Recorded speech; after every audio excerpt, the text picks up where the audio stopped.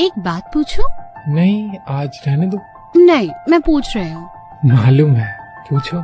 कभी कभी ना लगता है कि अगर ये लॉन्ग डिस्टेंस खत्म ना हुआ और हमारे बीच का डिस्टेंस इतना बढ़ गया कि हम कभी वापस ही ना आ पाए तो? मतलब क्या रिश्तों में भी कोई ऐसी लाइन होती है जिसे पार करने के बाद लोग लौट ही नहीं पाते? हाँ, होती है। सच में? फिजिक्स में उसे कहते हैं एस्केप वेलोसिटी। हाँ, ये क्या होता है? अगर कोई भी ऑब्जेक्ट अपनी स्पीड को बढ़ाते बढ़ाते इतना बढ़ा ले कि वो एस्केप वेलोसिटी अचीव कर लेना, तो फिर वो अर्थ की ग्रेविटी को छोड़कर बाहर निकल जाता है और इतनी स्पीड से जाता है कि फिर कभी लौट कर नहीं आता।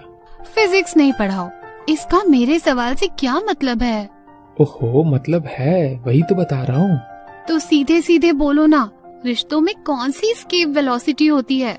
होती है ईगो, गुस्सा, सेल्फिशनेस, ये सब जब बहुत ज्यादा बढ़ जाते हैं ना, तो फिर ये एस्केप वेलोसिटी अचीव कर लेते हैं। और अगर किसी ने वो वेलोसिटी पकड़ ली तो फिर वो प्यार की ग्रेविटी को पार करके निकल जाएगा और फिर कभी वापस नहीं आएगा।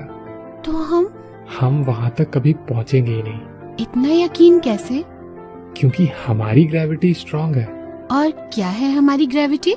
हमारी एक दूसरे के लिए फिक्र, तुम्हारे सवाल, मेरे जवाब और बड़े बड़े झगड़े हमारे एक अच्छा जी और हाँ जी पे खत्म कर देना, यही सब तो है हमारी ग्रेविटी।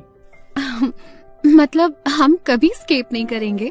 नहीं, सिचुएशन भले ही हमें एक दूसरे से दूर रख सकती है, पर हमारी एक दूसरे की तरफ वापस मुड़ने की आदत नहीं बदल सकती।